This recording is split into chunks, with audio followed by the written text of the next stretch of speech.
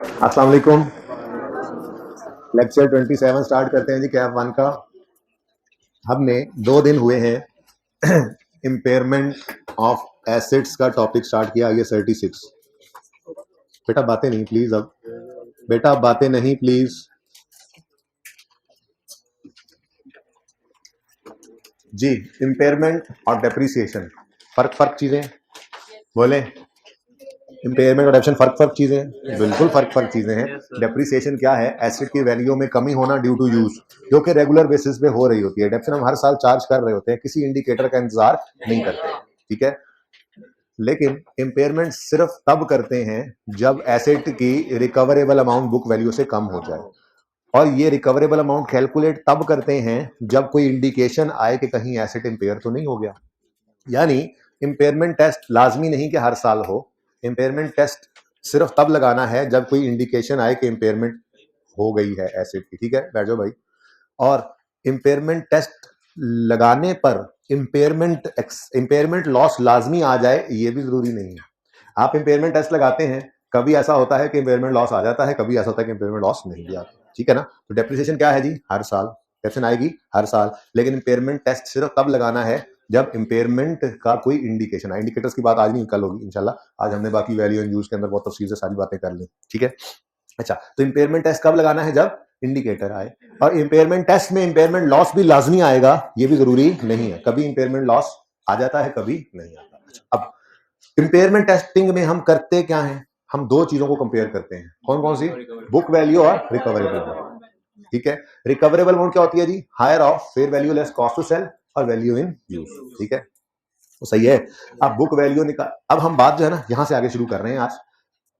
Indication क्या होती हैं जिनके ऊपर हम इम्पेयरमेंट टेस्ट की तरफ जाते हैं, ये बात अब कल करेंगे। समझो कोई इंडिकेशन आ चुकी है, अब उसके बाद हमने इम्पेयरमेंट टेस्ट से एसेट को गुजारना है, तो दो चीजें निकालनी है, एक बुक वैल्यू, दूसरी रिकवरेबल अमाउंट। बुक वैल्यू तो पुराने तरीके से निकल आती है, कॉस्ट माइनस एक्यूमुलेटेड डेप्रिसिएशन में निकालनी आती है। रिकवरेबल अमाउंट क्या होती है? Higher of fair value less cost to sell और वैल्यू इन यूज। अब फेयर वैल्यू क्या होती है? कॉस्ट टू सेल में क्या कुछ हो सकता है। और वैल्यू इन यूज क्या होती थी? फ्यूचर के कैश फ्लोज को आज तक लेके आना। फ्यूचर कैश फ्लोज में कौन कौन से कैश फ्लोज आने चाहिए, कौन कौन से नहीं आने चाहिए, ये डिस्कशन हम आज करने लगे, ठीक है। पर्चे में ऐसा सवाल नहीं होगा कि फेयर वैल्यू के अंदर से एक लिखा हो कॉस्ट टू सेल और एक फिगर लिखी हो आप फेयर वैल्यू कॉस्ट सेल कर दें। पर्चे में तो 4-5 चीजें देगा, जिसमें से एक दो चीजें कॉस्ट टू सेल होंगी, एक दो नहीं होंगी। जो नहीं होंगी उन्हें इग्नोर करना होगा, जो होंगी उन्हें आपने कंसिडर करना होगा। फिर वैल्यू इन यूज की कैलकुलेशन में वैल्यू इन यूज क्या है? यहां 31 दिसंबर 13 पे, ये 12 पे खड़े थे ना इस सवाल में, 31 दिसंबर 12 पे, ये डायो बसेस, ये 31 दिसंबर स्टैंडिंग ऑन 31 दिसंबर 12 पे खड़े होकर आप जब वैल्यू इन यूज निकाल रहे थे, तो वो फ्यूचर ईयर्स के कैश फ्लोज थे 13, 14, 15, उनकी प्रेजेंट वैल्यू निकाली थी। अब फ्यूचर कैश फ्लोज में क्या चीज इनफ्लोज में आनी चाहिए, क्या आउटफ्लोज में आनी चाहिए, ये बात भी ऐसे नहीं होगी जैसे अभी तक 2-3 सवालों में किया, जी इनफ्लो है या आउटफ्लो है, चलो कहानी खत्म। नहीं, बहुत सारी चीजें देगा पर्चे के अंदर, जिसमें से कुछ रेलेवेंट होंगी हमारे डिसीजन के लिए, जिनको हमने वैल्यू यूज की कैलकुलेशन में लेना है, और कुछ को इग्नोर करना होगा। तो अब आज हमारी डिस्कशन क्या है? फेयर वैल्यू क्या होती है, कॉस्ट टू सेल में क्या कुछ आता है, वैल्यू यूज क्या है, फ्यूचर के कैश फ्लोज की प्रेजेंट वैल्यू निकालना, तो फ्यूचर के कैश फ्लोज में क्या कुछ आना है, क्या कुछ नहीं आना, ये बात हम आज मेनली करेंगे। क्लियर है? तैयार है? अच्छा जी, एग्जाम्पल 3 है पेज 324 पे। ये एग्जाम्पल पहले करते हैं, फिर थ्योरी पढ़ेंगे। A machine has, page 324, A machine has, Barbari वाला सवाल भी ना एंड तक तैयार हो जाएगा। देखूंगा एंड पे, पिछली क्लास में तो टाइम नहीं बचा डिस्कस करने का, लेकिन वो तैयार हो गया था। बच्चों को मैंने कहा दोबारा होमवर्क ले लें, और छोटे छोटे प्रैक्टिस क्वेश्चन कुछ मजीद होमवर्क में दिए हैं, ताकि जरा ये पक्का हो जाए। सिर्फ इंडिकेटर्स की बात कर लूंगा मैं कल, उसके बाद रिवर्सल ऑफ इंपेयरमेंट है और रीवैल्यूड एसेट की इंपेयरमेंट होना, ये दो चीजें सिर्फ रहती हैं। तो ज्यादा से ज्यादा भी 2 लेक्चर्स लगने हैं इस पे, जो फुल नहीं लगने। IS 16 भी उसके अंदर लगना है, IS 36 इतना सही है, ठीक है ना। ये छोटे छोटे स्टैंडर्ड्स हैं। बच्चों ने ये कमेंट भी लिखा हुआ था कि IS 16 के ऊपर बहुत टाइम लग गया, बाकी कोर्स कैसे पूरा करेंगे। तो मैं तो ये बात कई दफा क्लास के अंदर कह चुका हूँ कि IS 16 जो है वो बहुत मेजर पोर्शन है आपके पेपर के अंदर। अपना सवाल प्लस एडजस्टमेंट्स को डाल के अराउंड 30% मार्क्स में 25 तो कम से कम इसके होते ही हैं, इससे ऊपर जितने आ जाए। तो ये थोड़ा टाइम नहीं है, तो लेक्चर्स का भी उतने टाइम लगा। अब नंबर ऑफ टॉपिक्स गिनने आपका काम नहीं है, वो तो मेरा काम है। IAS 36 के ऊपर 4 दिन लग रहे हैं, मैं 5 दिन लगा रहा हूँ। IAS 20 के ऊपर 40 के ऊपर ये 3 दिन 4 दिन लगते हैं, इतने इतने स्टैंडर्ड्स ही हैं। IAS 16 जितना टाइम किसी भी टॉपिक पे नहीं लगना। मैक्सिमम लेंथी टॉपिक जो है ना, वो अब कोई शायद जाएगा तो 10 लेक्चर 11 लेक्चर तक चला जाएगा, वो भी शायद कैश फ्लो का टॉपिक है, वरना एनपीओ का टॉपिक है, वरना सारे टॉपिक्स ये 6 7 8 दिन के, ठीक है ना। तो समझे, बहुत बड़ा बुर्ज गिरा लिया। इसको पहले ना करें तो भी मुसीबत है, क्योंकि ये हर टॉपिक के अंदर मौजूद है। तो जिस टॉपिक में अभी हम चलते जाएंगे आगे, आप देखते जाएंगे आगे। IAS 36 को भी देख ही रहे हैं, उसके अंदर IAS 16 चल रहा है, उसी के साथ ही मिक्स हुआ है, तो ये साथ ही चल रहा है, ठीक है। तो बी कॉन्फिडेंट और ट्रस्ट भी करते रहिए, कोई मसला नहीं जी। A machine has following future cash flows based on management's most recently approved budgets, ठीक है। अब ये मैं थोड़ी सी जगह यहां से मिटा रहा हूं, अगर आपकी इजाजत हो तो। ये जरा अंग्रेजी, ठीक है ना, आपका सो लिखी हुई है ना। अच्छा, अब हम खड़े हैं इस वक्त 31 दिसंबर X3 पे। कैसे, ये देखो, रिक्वायरमेंट क्या है? रिक्वायरमेंट है calculate future net cash flows to be used in calculation of value in use of the machine at 31 December X3। Basically future net cash flows, ये 12 पे खड़े थे ना डावो बस 1 और बस 2 में, 31 दिसंबर 12 पे खड़े होकर 13, 14, 15 के कैश फ्लोज थे। तो ये future cash flows inflows outflows net करके ये निकाले थे। ये नेट कैश फ्लोज की फिगर मांग रहा है वो, जिसको वो कह रहा है यूज करना होता है हमने, to be used in present value, यानी वैल्यू इन यूज कैलकुलेशन, ठीक है ना। सवाल के अंदर डिस्काउंट रेट नहीं गिवन कि प्रेजेंट वैल्यू निकाल सकें, तो इस स्टेप तक सिर्फ ये सवाल करना है, अगर आप रिक्वायरमेंट को दोबारा गौर से पढ़ें तो, ठीक है ना। वैसे अगर डिस्काउंट रेट में ऐड कर दूं खुद से कोई भी, तो प्रेजेंट वैल्यू भी निकल आएगी, लेकिन सवाल की रिक्वायरमेंट ये है नहीं, ठीक है ना। क्योंकि इस वक्त हम किस पे फोकस कर रहे हैं, मैंने कहा हमने ये 3 चीजें देखनी है। फेयर वैल्यू क्या होती है, कॉस्ट ऑफ सेल में क्या कुछ आता है, और वैल्यू इन यूज के जो कैश फ्लोज है, वैल्यू यूज क्या है, future present value of future net. तो कैश फ्लोज में क्या कुछ आना है, क्या कुछ नहीं आना, ये 3 चीजें देखनी है ना। अब सबसे पहले हम इसके ऊपर जा रहे हैं कि वैल्यू इन यूज के अंदर जो फ्यूचर के कैश फ्लोज हैं, उनमें कौन सा कैश फ्लो रेलेवेंट होना है, कौन सा नहीं होना, ये डिस्कस करेंगे। उसके बाद फिर फेयर वैल्यू कॉस्ट सेल की बात करेंगे, तो ये एरिया हमारा पूरा हो जाएगा। फिर सिर्फ रह जाएगा इंडिकेशन वाली बातों को करना, वो इंशाल्लाह कल कर लेंगे, 15-20 मिनट की बात है। अच्छा, तो रिक्वायरमेंट क्या है जी, calculate future net cash flows to be used in calculation of value in use of the machine at 31 December X3, assuming a 5-year projection is considered to be appropriate। 5-year projection क्या होती है, standing on 31 December X3, अगले 5 साल को आपने project करना है, estimation के अंदर यूज करना है। तो 31 दिसंबर 3 पे खड़े होकर 4, 5, 6, 7, 8 ये बनेंगे ना। जैसे यहां पे क्या था, स्टैंडिंग ऑन 31 दिसंबर 12, 3 साल की प्रोजेक्शन यूज हुई थी, 13, 14, 15। तो 3 की हो, 5 की हो, 10 की हो, जो सवाल के अंदर होगा डाटा उतना कर लेंगे, ठीक है। अच्छा चलें जी, अब ये कैश फ्लोज हैं, हम खड़े हैं ये 31 दिसंबर X3 पर, ठीक है ना। ओके, यहां खड़े होकर हमने, समझे वो कंपेटिटर आ गया है, ठीक है, कंपेटिटर आ गया है 31 दिसंबर X3 पर। यहां पे खड़े होकर हमने अपनी इस बस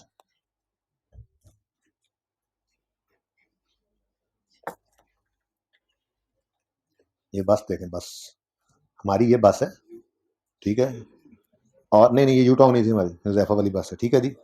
हमारी ये बस है, ठीक है जी। और चले रहने दें, ज्यादा नहीं बनाते हैं। इस बस की हमें इस दिन खड़े होकर बुक वैल्यू चाहिए। इस बस की हमें इस दिन खड़े होकर रिकवरेबल अमाउंट चाहिए। रिकवरेबल अमाउंट क्या होती है जी, higher of fair value less cost to sell और वैल्यू इन यूज। यानी कि हर चीज हमें चाहिए इस बस की, येलो बस की हर चीज चाहिए, और 31 दिसंबर X3 पे चाहिए, ऐसे ही है। चलो अच्छा, अब कुछ कैश फ्लोज, कुछ कैश इनफ्लोज होंगे और कुछ कैश आउटफ्लोज होंगे, ठीक है जी। कुछ कैश इनफ्लोज और कुछ कैश आउटफ्लोज भी होंगे,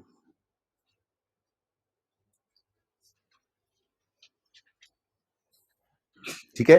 अब 1 बाय 1 चीजों को देखते जाते हैं और डिसाइड करते जाते हैं कि कौन सी चीज कैश इनफ्लो में आएगी, कौन सी नहीं आएगी, कौन सी कैश आउटफ्लो में आएगी, कौन सी नहीं आएगी, ठीक है।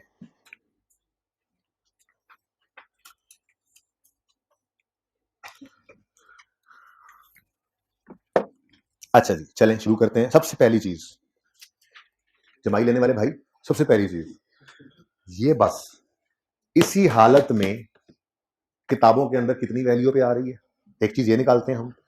ये बस इसी हालत में आज बेच दें तो इतनी फेयर वैल्यू मिलेगी, और ये बस इसी हालत में अगले 5 साल चलती रहे तो कितने कैश फ्लोज लाएगी, और उस कैश फ्लोज को लाने के लिए कितने खर्चे करने पड़ेंगे, वो तो रेलेवेंट हो ही जाता है। अब मेरा सवाल,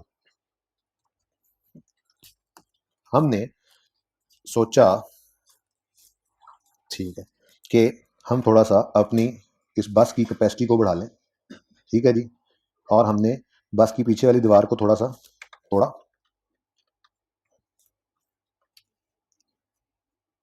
ठीक है जी, पिछली दीवार को तोड़ के, और उसमें जो है वो नई कुर्सियां ऐड की, ये थोड़ी सी बस बढ़ गई है, और पहले ये 2 टायर थे, एक टायर और लगा दिया, नहीं नहीं।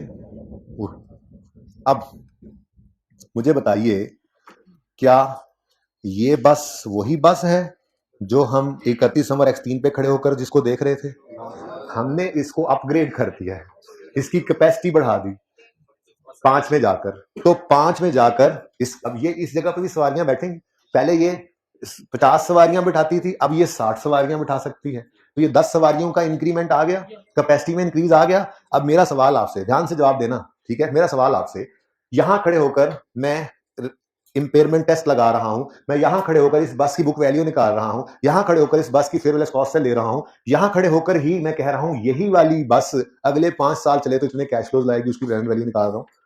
अगर मैंने अगले किसी साल में इस बस के ऊपर अपग्रेड कॉस्ट लगानी है तो ये कैपिटल एक्सपेंडिचर है ना? क्या इसको आज ऐड कर दें? क्या इसकी वजह से जो एडिशनल इनफ्लोज आएंगे 10 सवारियों का किराया बाकी सालों के अंदर, क्या उसको हम इनफ्लो और आउटफ्लो के तौर पे लें, जो खर्चे हैं वो सब कुछ करें? भाई ये तो भाई मुनासिब बात नहीं है, क्योंकि देखो बस ही बदल दिया आपने हमने इंपेयरमेंट टेस्ट लगाना है बस पे, यही बस की आज बुक वैल्यू, यही बस की आज की फेयर वैल्यू, और यही बस अगर इसी हालत में अगले 5 साल चले तो क्या वैल्यू इन यूज आएगी? अगर खुदा ना खास्ता, पहली बात तो यह है भाई, पहली बात तो यह है कि यहां खड़े होकर तो 5 वाली कॉस्ट ऐड ही नहीं हो सकती ना, ठीक है? और यहां खड़े होकर 5 में आने वाले एक्स्ट्रा प्रॉफिट्स भी ऐड नहीं हो सकते, ये तो मुझे पता है, आपको पता है इतनी बात का। लेकिन एक मसला आ सकता है, आप खड़े यहीं पर हो लेकिन फ्यूचर में 5 के अंदर इस कॉस्ट को इनकर कर रहे हो, आप वो कैश आउटफ्लो में ले लो, और फ्यूचर में वो कहे कि इस साल से ऑनवर्ड्स एक्स्ट्रा प्रॉफिट्स आने हैं इस अपग्रेड की वजह से आपकी बस में, तो आप उसको इन्फ्लो में ले लो। ये गलती के चांसेस हैं। मुझे बताइए, क्या ये गलती करनी चाहिए आपको? बोले, ये बात समझ आई है नहीं आई? फिर सुनो, एक बार फिर सुनो। ये बस आज कितने की है? ये बस आज किताबों में कितने पे नजर आ रही है? ये बस ही अगर इसी 50 सीटों वाले कैपेसिटी के ऊपर अगले 5 साल चले तो कितनी वैल्यू इन यूज निकलेगी? ठीक है ना? यही है हमारी रिकवरेबल अमाउंट, यही इंपेयरमेंट टेस्ट की कैलकुलेशन वाली चीज है। अगर इस रिमेनिंग 5 साल के अरसे में किसी वक्त में आपने इस बस के ऊपर को अपग्रेड कॉस्ट करनी है तो वो फ्यूचर कैश आउटफ्लोज के अंदर मत कंसीडर करना, और अगर उस अपग्रेड की वजह से को फ्यूचर में एक्स्ट्रा प्रॉफिट्स एक्स्ट्रा अर्निंग्स आनी है तो उनको भी फ्यूचर के इनफ्लोज के अंदर कंसीडर मत करना, क्योंकि आप फिर लाइक विद लाइक का कंपैरिजन तो नहीं कर रहे। बुक वैल्यू इस बस की, फेयरलेस कॉस्ट इस बस की, और वैल्यू इन यूज इस बस की बीच में पड़ जाए, ये तो गलत हो जाएगा, ये तो लाइक विद लाइक का कंपैरिजन नहीं रहे, ठीक है ना? वो मैं बाद में बात करता हूँ, वो ग्रोथ रेट देगा, फिर मजबूरी है उसकी। फिलहाल 3 को तो देख लें, ठीक है ना? उन्होंने इसलिए फिलहाल जॉब करा दिया आपको, ग्रोथ रेट पे जाते हैं। फिलहाल ये 3 ही है, समझो, फिलहाल समझो 3 ही है, मैं भूल गया 5 साल की प्रोजेक्शन है, 3 को तो सही कर लें, ठीक है ना? 5 के ऊपर जाते हैं, अभी 5 साल ही बनाएंगे, टेंशन लो। फिलहाल तो 3 का डाटा है, उसको देख, ठीक है? फिलहाल मेरी बात क्या चल रही है, मुझे ये बताओ कि फ्यूचर का कोई अपग्रेड हो, कॉस्ट है, बोलो, तो क्या उसको 31 नंबर 13 पे खड़े होकर वैल्यू इन यूज की कैलकुलेशन करते हुए फ्यूचर कैश आउटफ्लो के तौर पे लोगे? नहीं लेना। और उस अपग्रेड की वजह से फ्यूचर में जब से अपग्रेड होगा उसके बाद से उस साल और उसके बाद जो एक्स्ट्रा प्रॉफिट्स आएंगे, क्या उसको आज खड़े होकर वैल्यू कैलकुलेशन के अंदर कैश इनफ्लो के तौर पे लोगे? नहीं लोगे, नहीं लेना। तो बात समझ आ रही है? हाँ, वो अलग बात है, आप जब 5 में जाओगे ये कॉस्ट इनकर करोगे तो देखोगे कैपिटल एक्सपेंडिचर, रेवेन्यू, कैपिटल है तो एसेट में ऐड करोगे, रेवेन्यू है तो एक्सपेंस आउट करोगे, और फिर जो प्रॉफिट्स आएंगे वो आपको आएंगे, बिल्कुल आएंगे, तब की बात तब भी देखी जाएगी ना भाई। आज खड़े होकर आपने इस बस के बारे में ये तीनों चीजें निकालनी है, इसी बस की बुक वैल्यू, इसी हालत में बस को इस बस को आज बेचे तो फेयर वैल्यू, यही करंट बस ही अगले 5 साल चले तो वैल्यू इन यूज। अगर कोई अपग्रेड ऐड करोगे तो फिर वो ये बस नहीं रहेगी। देखो ये टायर भी बदल गया, टायर भी बढ़ गया, सीटें भी बढ़ गई हैं, ठीक है? तो ये फिर वो बस नहीं रही। ओके, तो बस तो ये पढ़ो फिर, सबसे पहले ये दो चीजें मैं समझा रहा था आपको। कॉस्ट ऑफ इंक्रीजिंग, अच्छा इनकी बस नहीं, इनकी मशीन है। Cost of increasing machine capacity, machine की कैपेसिटी हमने X5 के अंदर बढ़ाई 220 रुपए में, उस वजह से ये आउटफ्लो हुआ, खर्चा हुआ ना अपग्रेड करने के लिए, ठीक है, उसकी वजह से एक्स्ट्रा प्रॉफिट आए। हाँ जी बताओ भाई क्या करें। हम आज 31 दिसंबर X3 पे वैल्यू एंड यूज निकालने लगे हैं, फ्यूचर कैश फ्लोज को कंसीडर कर रहे हैं, तो क्या इस अपग्रेड कॉस्ट को हमने कंसीडर करना है? नो। और इस अपग्रेड के बाद से जो एक्स्ट्रा प्रॉफिट्स आ रहे हैं उनको भी इग्नोर करेंगे, उसको भी कंसीडर नहीं करना, ठीक है। ये पहली बात हमने सीखी, क्लियर है ये बात? चलो वैसे अभी आप साथ नोट ना करो, तरतीब से ही चल लेते, लेकिन तरतीब से ही चल लेंगे, पहले डिस्कस कर लेते हैं, ठीक है, फिर एक ही बार वहां पे कैलकुलेशन कर लेते हैं। जी यहां तक को मसला, ये बात समझ आ गई है? बात समझ आई है? फ्यूचर कैश फ्लोज निकालने हैं जब वैल्यू एंड यूज की कैलकुलेशन के लिए, तो फ्यूचर की अपग्रेड को कंसीडर नहीं करना आउटफ्लोज में, और उस अपग्रेड की वजह से अगर कोई एडिशनल प्रॉफिट्स, एडिशनल इनफ्लोज आए तो उनको भी कंसीडर नहीं करना। आपने याद रहेगी ये बात, जगा दें आसपास वालों को। ओके जी नेक्स्ट, बेसिक इनफ्लोज, कराया शराया, चलो नहीं अच्छा लग रहा तो वगैरह कर लो, किराया वगैरह, बेसिक इनफ्लोज। और उनकी मशीन है, उसका किराया नहीं आना, मैं तो अपनी बस के हिसाब से चल रहा हूँ ना, हमारी बस थी ना भाई, उसकी बस हुई पड़ी है, ठीक है ना। तो बेसिक इनफ्लोज का मतलब क्या होता है, जो इस एसेट का काम है, मशीन है तो वो गुड्स बनाएगी, वो गुड्स बिकेंगी, उस गुड्स के बिकने से जो इनफ्लोज आएंगे वो उसकी बात कर रहे हैं। हाँ अपनी बस की बात कर रहे हैं, हमारी बस चलेगी तो किराया वगैरह आएगा, ठीक है। तो ये जरूरी है, और यही तो कैश फ्लो है, यही कैश फ्लो तो लेना है, ये कैश इनफ्लो है, ये कैश इनफ्लो है। लेकिन एक छोटा सा मसला आ गया, इसने कहा जरा सी नोट 1, हमने कहा क्या मुसीबत पड़ गई भाई, नोट 1 दिखा रहे हो। उसने कहा cash flows from machine 40%, plant 60%। Requirement पे फिर आए, कहता है calculate future net cash flows to be used in calculation of value and use of the machine, of the, सोए हुए जाग जाए, ऑफ द। तो हमने वैल्यू इन यूज किसकी निकालनी है? मशीन की। अब ये 1000, 1200 और 1400 टोटल इनफ्लो हैं, लेकिन इसमें कुछ प्लांट के भी पड़े हैं, कुछ मशीन के भी। हमने सिर्फ कितने लेने हैं? हमने प्लांट वालों को इग्नोर करना है, वो हमारे लिए रेलेवेंट नहीं है। तो सिर्फ इसके साथ इसने लिखा है नोट 1, बाकी सबके साथ नहीं लिखा हो, यानी बाकी सारी चीजें फिर मशीन से पैसे की हैं, उसमें प्लांट का अमल दखल नहीं है, ठीक है ना। सही है? तो यूं समझ लो कि आपकी 2 बसें हैं, तो वो जिस बस की बात कर रहा है उससे कैश फ्लो 40% आ रहे हैं ना, तो बस वही कैश फ्लो आप अपनी डिसीजन मेकिंग में लो, दूसरी बस वाले कैश फ्लो यहां नहीं लेकर आने, ठीक है। तो चलो बेसिक इनफ्लोज तो आएंगे, बेसिक इनफ्लोज, लेकिन ये बेसिक इनफ्लोज है, इनको यहां बस लिख लो 40%, एग्जामिनर को पता लग जाएगा कि आपने परिचय में गिवन फिगर का 40% लिया है, हर एक को अलग अलग फिर 40% से मल्टीप्लाई करने की जरूरत नहीं, ठीक है ना। हम खड़े हैं इस वक्त 31 दिसंबर X3 पे, ठीक है, और यहां पर खड़े होकर फ्यूचर की प्रोजेक्शन बना रहे हैं। तो कौन कौन से साल से? X4, X5, X6, ये अभी तक पता है, अभी अगली बात में फिलहाल नहीं पता, समझो, ठीक है ना। तो ये 3 साल हैं,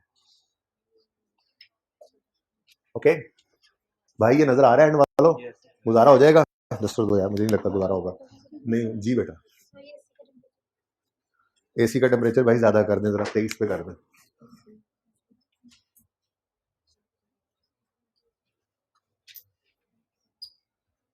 ठीक है जी, ये मैंने लिखा है बेसिक इनफ्लोज 40% जी। अब 1000 का पूरा पूरा 1000 नहीं लेना, 1000 का करवा देंगे, ठीक है, 1000 का 40% 400, नेक्स्ट ईयर में 1200 का 40%, फिर उससे अगले साल में 1400 का 40%, तो बता दो 480 और 560,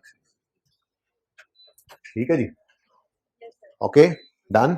चलिए तो ये तो गया हो, मैं कहता हूं इसको फटका ही देते हैं, ठीक है। बेसिक इनफ्लोज हो गए, और साथ ही extra profits resulting from upgrade. हाँ लेकिन 2 तरीके हैं ना, तो मैं इस तरीके पे चलता हूं, आपको पता है, वरना क्या था, आप ये ना लिखते और नीचे नोट में जाकर लिख देते कि अपग्रेड की कॉस्ट और अपग्रेड के प्रॉफिट्स हमने कंसीडर नहीं किए।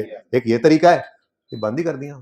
दूसरा ये तरीका है, यहाँ पे लिख दो एक्स्ट्रा प्रॉफिट्स, क्या फ्रॉम अपग्रेड लिख दो, बस समझ आ ही जाएगी, अंग्रेजी पूरी होगी है, फ्रॉम अपग्रेड, और वो 5 और 6 में वो नजर आ रहे हैं, हमने उसको डैश लगा दिया। जैसे एग्जामिनर को पता लग गया कि इन्होंने इग्नोर किया, इन्होंने नहीं लिया, हालांकि गिवन थे।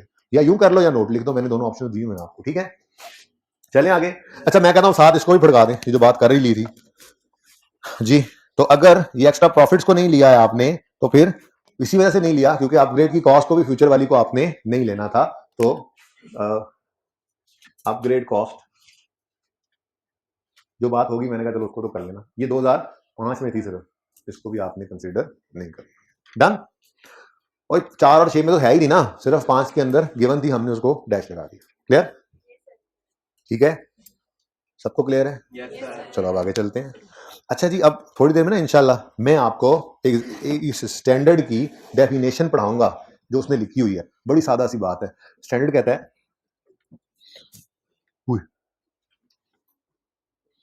205 बनाया साउथ अफ्रीका ने। अच्छा, स्टैंडर्ड कहता है ग्रुप भी साडा है ना, चुप कर जाओ। स्टैंडर्ड कहता है, किधर की बात समझ? स्टैंडर्ड कहता है, सुनो सुनो, इस बस के चलने से जो कैश इनफ्लो हो और इस चलने वाले इनफ्लो को कमाने के लिए जो आउटफ्लो हो, बस ये इंक्लूड करने हैं आपने। फिर सुने, इस एसेट के चलने से नहीं, चलने से इनफ्लो हो, ठीक है जी, और इस इनफ्लो के लिए जरूरी आउटफ्लो हो, उसे आपने वैल्यू इन यूज की कैलकुलेशन में लेना है। सादा सी बात है। एसिड को चलाने से जो इनफ्लो आने, बस ने चलना है, किराए आने, उसको चलाने के लिए जरूरी है उसमें फ्यूल डाला जाए, उस पर ड्राइवर बिठाया जाए, कंडक्टर बिठाया जाए, उसको तनख्वाह दी जाए, उसकी रिपेयर एंड मेंटेनेंस की जाए। बात समझ रहे हो? तो एसिड को चलाने से जो इनफ्लो आए और वो इनफ्लो जो चलाने से आने हैं उनको कमाने के लिए या उस एसिड को चलाने के लिए जो खर्चे हुए, ये रेलेवेंट है। ठीक है, जो एक्सपेंस कॉस्ट पे नहीं डाले वो इसमें डाले। अच्छा जी, तो मशवरा नहीं मांगा मैंने।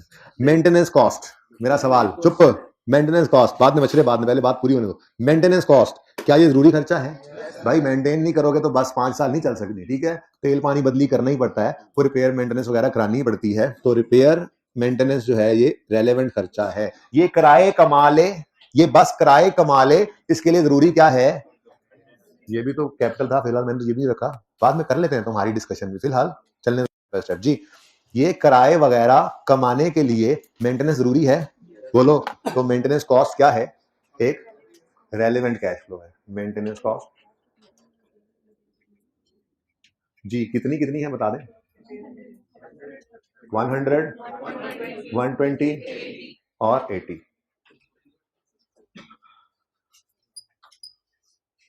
ठीक है जी, ये टाइम है तुम्हारे आने।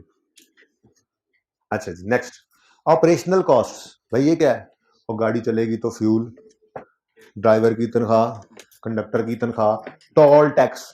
मैंने इनकम टैक्स नहीं कहा, टोल टैक्स। टोल टैक्स क्या है? वह मोटरवे पे चढ़ने नहीं देंगे, आप नहीं पे करोगे। आपको नहीं सर, चढ़ तो जाते हैं, फिर उतरने नहीं देंगे हैं। आपको टोल टैक्स पे करना जरूरी है अगर आपकी बस ये किराए कमाना चाहती है। तो ये कुछ खर्चे इन्होंने मशीन के हिसाब से दिया हुआ था, बिजली, पानी, लेबर, ठीक है, जो उसके ऊपर खड़ी होती है, और मैंने बस के हिसाब से एग्जाम्पल दे दिया आपको। तो ऑपरेशनल कॉस्ट उस एसेट को चलाने के लिए जो खर्चा है, बस को चलने के लिए फ्यूल चाहिए, मशीन को चलने के लिए बिजली चाहिए, ये क्या है? ऑपरेशनल कॉस्ट है।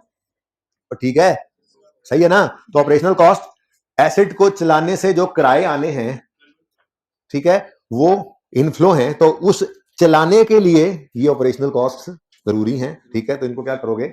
माइनस करोगे। ऑपरेशनल कॉस्ट जी कितनी है बता दें? 200, 220। अच्छा माइनस कर दें, वैसे फर्क कोई नहीं था, ऊपर मैंने लिख दिया था, एक ही बार लेस कर सकते थे बाहर। चलो ऐसे कर दो, कोई मसला नहीं। नहीं भी करते तो वहां पे एक दफा भी लेस लिख सकते थे, ठीक है। ऊपर हेडिंग दे दी ना, ऑपरेशन वो आउटफ्लोज, इनफ्लोज और आउटफ्लोज, जब लिख दिया तो फिर काम चल जाता।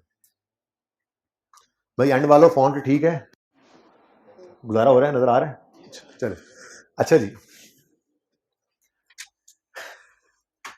आपका एसिड चल रहा है, बस ही चल रही है हमारी, ठीक है। अब हुजैफा भाई की जो बस चल रही है, ठीक है, इनकी कंपनी ने कोई लोन भी लिया हुआ है, और भाई साहब कोई लोन भी लिया हुआ है, ठीक है, और उस लोन पर इंटरेस्ट पे किया, उस लोन पर इंटरेस्ट पे किया, क्या ये बस को चलाने के लिए जरूरी खर्चा है? भाई इंटरेस्ट, फ्यूल नहीं डालोगे तो बस नहीं चलेगी, ड्राइवर उतर जाएगा तो बस नहीं चलेगी, ठीक है ना, और किराया कलेक्ट करने वाला कंडक्टर नहीं होगा तो मसला होगा, ये जरूरी खर्चे हैं। टोल टैक्स नहीं दोगे तो बस नहीं चलेगी, लेकिन बैंक को इंटरेस्ट नहीं दोगे तो ऐसी को आपको जी वो बस को रोक लेंगे, ओ यार वो ठीक है रोक लेंगे तो रुकी रहेगी, ठीक है, फिर चलाने के लिए इंटरेस्ट पे करना उस बस को चलाने के लिए जरूरी नहीं है, वो आपका खर्चा तो है, लेकिन इस बस के जो फ्यूचर कैश फ्लोज ले रहे हो आप for the purpose of value use calculation, उसके अंदर इस इंटरेस्ट को नहीं लेना। सिर्फ इंटरेस्ट ही नहीं, कभी कभी सवाल ना प्रिंसिपल अमाउंट भी लिख देता है, ऐसे परेशान करने के लिए। क्या कह देगा, कैश आउटफ्लो के अंदर लिखा होगा लोन प्रिंसिपल रीपेड या लोन इंटरेस्ट। प्रिंसिपल क्या होता है? असल अमाउंट,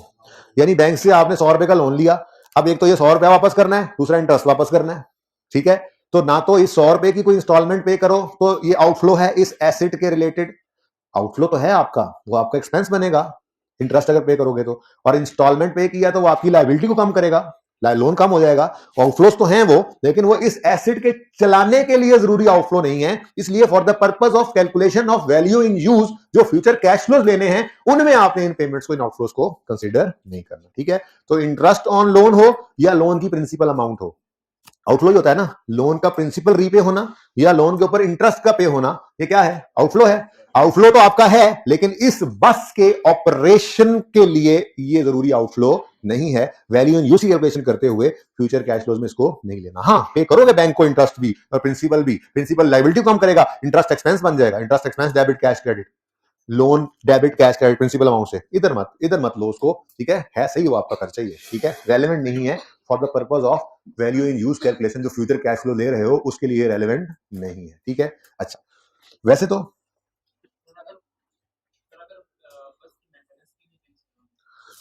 फिर भी नहीं करेंगे। देखो मेरी एक बात याद रखना, वैसे मैंने थोड़ी सी बात आपकी क्लास में तो की हुई है, पिछली में तो ये भी इतनी नहीं की थी, बोरिंग कॉस्ट के बारे में थोड़ी सी बात की थी कि वो स्टैंडर्ड हमने पढ़ना है जिसमें आपको पता लगेगा कि इंटरेस्ट को एसिडिक कॉस्ट में कब ऐड करना है, आप उस तरफ जा रहे हो, ठीक है ना। इंटरेस्ट को एसिडिक कॉस्ट में ऐड सिर्फ तब करना है जब वो इंटरेस्ट, वो जो एसिड जब वो अंडर कंस्ट्रक्शन हो, ये चल रहा है एसिड, चलते हुए एसिड की कॉस्ट के अंदर आप इंटरेस्ट को ऐड नहीं करते, ठीक है, बल्कि आप किसी भी चीज को ऐड नहीं करते, बल्कि आप उसके फ्यूल को भी ऐड नहीं करते। यहां पर हम क्या कर रहे हैं, हम वैसे ही फ्यूचर के कैश फ्लोज को प्रोजेक्ट कर रहे हैं। हम कह रहे हैं ये बस अगर आज बेच दें तो फेयर वैल्यू लेस कॉस्ट से लिखनी आनी है, किताबों में ये इतने पे नजर आ रही है, यही वाली बस अगर चले तो किराए आएंगे, समझ आ रही है, ठीक है। उस किराए को कमाने के लिए मेंटेनेंस करनी है, ये कॉस्ट है, इसको आप रेलेवेंट कहो। आप कह रहे हो इस मेंटेनेंस कॉस्ट को करने के लिए आपने बैंक से लोन लिया है, तो भाई लिया, वो आपका अपना डिसीजन था, आप भाई अपने जेब से भी पैसे लगा के मेंटेनेंस कर सकते थे ना। मेंटेनेंस होना जरूरी है, मेंटेनेंस जेब से करो या मेंटेनेंस बैंक से करो, ये आपका डिसीजन है। मेंटेनेंस कॉस्ट को इधर रेलेवेंट करोगे, लेकिन अगर इंटरेस्ट पे कर रहे हो, जेब से नहीं किया, बैंक से लेकर मेंटेन किया है, तो मेंटेनेंस कॉस्ट इधर रेलेवेंट है, इंटरेस्ट को इधर ना आने दो, वो एक्सपेंस है आपका। बात समझने की कोशिश करें, छोटा सा नुकता है छोटा सा नुकता, क्या मेंटेनेंस जरूरी है, तो मेंटेनेंस में जो खर्चा आना है वो कैश आउटफ्लो। अब ये मेंटेनेंस आपने अपनी ग्रास से पैसे निकाल के की, दुकान पे पड़े हुए, या बैंक से लोन लेकर की, ये आपका डिसीजन था। अगर आपने बैंक से लोन लेकर मेंटेनेंस कराई है तो उसका इंटरेस्ट इधर ना लाओ, ना लेते भाई, आप लोन क्यों लेते हो, आप जेब से पैसे पे कर देते, आपको जी है नहीं तो फिर ध्यान करो ना, फिर सूद पे जा रहे हो आप खाम खाम, ठीक है। इसी तरह अगर मेंटेनेंस की जो कॉस्ट है, अगर उसके लिए सिर्फ हम लायबिलिटी ले लें, उसको इंटरेस्ट ना हो तो फिर भी कैलकुलेट नहीं करेंगे। बेटा मैं तो सादा बात कर दी, आप तो पीछे रह गए, मैं तो आगे निकल चुका हूं। फिर सुनो, मैं दोबारा बोलता हूं, बस को चलने के लिए, बस के चलने से किरायों ने आना है, इनफ्लोस चलने के लिए जरूरी क्या है? मेंटेनेंस। मेंटेनेंस पे जो खर्चा होना है वो खर्चा इधर आएगा, वो अरेंज कहां से किया है, ठीक है। अगर जेब से पे करो तो कोई इंटरेस्ट नहीं है, बैंक से लेके पे करो रिपेयर वाले वर्कशॉप वाले को, तो उस पर आप इंटरेस्ट दे रहे हो तो देते रहो ना, इंटरेस्ट एक्सपेंस है आपका, वो प्रॉफिट लॉस में ले जाओ, फ्यूचर कैश फ्लोज के लिए रेलेवेंट नहीं, ठीक है। रिपेयर जरूरी है, रिपेयर को बस आपने रिपेयर कॉस्ट को लेना है, उस रिपेयर को मेंटेनेंस को अरेंज कहां से किया है, अब ये यहां पे नहीं लाना, ठीक है, नहीं लाएंगे अल्लाह की कसम। सुनो अब नेक्स्ट वैसे तो लीज आपके सिलेबस में नहीं है, ठीक है, IFRS 16 आपने FR 2 में पढ़ना है, लेकिन जो किताब में एक जगह लिखा, एक दो जगह पे लिखा हुआ है, तो मैं भी एहतियातन बताता हूँ, फर्क कोई नहीं है ना असल में ज्यादा। आपके लिए सिर्फ इतनी सी बात है कि लोन का मतलब क्या है, मैंने जैसे बोला आपने बैंक से 100 लिया, अब ये 100 भी वापस करना है और इंटरेस्ट भी ठीक है, आपने 100 रुपया नहीं लिया, बल्कि बैंक के पास जाके कहा मुझे एक 100 रुपए वाला एसेट ले दो, बैंक ने एसेट लेकर दे दिया, ये लीज हो जाती है। ठीक है ना। अब लीज में क्या होता है, आप 100 रुपए एसेट वाले वापस करेंगे और ऊपर इंटरेस्ट भी देंगे, तो फर्क सिर्फ इतना सा होता है। तो अगर कोई लीज का लफ्ज आ भी जाए तो आप समझो लीज नहीं है, लोन ही है, ये लीज नहीं है। ये जब FAR 2 में आप जाके पढ़ते हैं ना IFRS 16, तो उस्ताद पहले दिन वहां पे भी ऐसे ही समझाता है कि लीज मतलब लोन समझो। वहां पे कैश आता था, यहाँ पे कैश नहीं आया, एसेट आ गया। वहां कैश ओरिजिनल वापस करते थे, प्रिंसिपल भी और इंटरेस्ट भी, यहाँ पे एसेट के पैसे वापस होंगे और इंटरेस्ट भी। तो इसलिए अगर लफ्ज लीज आ भी जाए तो आपने परेशान नहीं होना। मैं इसको काट नहीं रहा, मैं स्लैश डाल रहा हूं, इंटरेस्ट ऑन लीज हो या लोन, ठीक है, एक ही बात है आपके लिए। ओके, दूसरी बात और भी ऐड कर दें, चाहे प्रिंसिपल अमाउंट की रीपेमेंट हो चाहे इंटरेस्ट की पेमेंट हो, बातें दे सकता है परेशान करने के लिए, दोनों को इग्नोर करना है। लोन की ओरिजिनल अमाउंट रीपे हो रही है, होती रहे भाई, इस एसेट को चलाने के लिए जरूरी नहीं है, हाँ लायबिलिटी कम करनी है उसमें, ठीक है। ऐसे ही इंटरेस्ट ऑन लोन या लीज, ठीक है, तो लोन की प्रिंसिपल अमाउंट रीपे करो या लोन का इंटरेस्ट रीपे करो, लीज की प्रिंसिपल अमाउंट रीपे करो या लीज का इंटरेस्ट पे करो, ये आपके आउटफ्लोस तो होंगे, पर इस एसेट की वैल्यू इन यूज की कैलकुलेशन के लिए फ्यूचर कैश फ्लोज के अंदर इनको शामिल आपने नहीं करना। क्लियर है ये बात? अच्छा जी, इसका मत बल क्या हुआ? ओहो, ये तो टिक कर लें, ये तो हमने ले लिए हैं, ये ठीक है, अगला भी देख लेते हैं। फिर आगे क्या है? टॉल टैक्स, टॉल टैक्स है ना ये। ओ बड़ा तेज है भाई, आई के बस सवाल कर लेता है, सवालों के अंदर ऐसे काम कर लेता है। एक चीज है टॉल टैक्स, वो क्या है? वो बस को चलाने के लिए जरूरी है, लेकिन ये क्या है? बस चली, किराए आए, खर्चे हुए, नेट करके प्रॉफिट कमाया, साल का एंड आया, नेट प्रॉफिट लिखा हुआ था, टैक्स वाले आगे दरवाजा खटकाया, भाई हमारा हिस्सा 35% 30% जो भी है निकालो। Now this is income tax on income, tax on income, income tax से कहते हैं, आप जो पढ़ रहे हैं आप आजकल, ठीक है। तो ये इनकम टैक्स आउटफ्लो तो होगा, लेकिन क्या ये किराए कमाने के लिए जरूरी खर्चा था? नहीं, तो वो आप फिर इसको पे तो करोगे टैक्स वालों को, आप शहरी हो, जिम्मेदार शहरी बनोगे पाकिस्तान के, दे दोगे टैक्स, टैक्स तो दे दोगे, लेकिन यहां पर इस एसेट के फ्यूचर कैश फ्लोज को जो यूज करना है वैल्यू यूज में, उसमें आपने इसको कंसीडर नहीं करना, ठीक है। बस ये बातें याद रह जाए, पर्चे में यही सवाल बनता है, क्या चीज इग्नोर करनी है जी?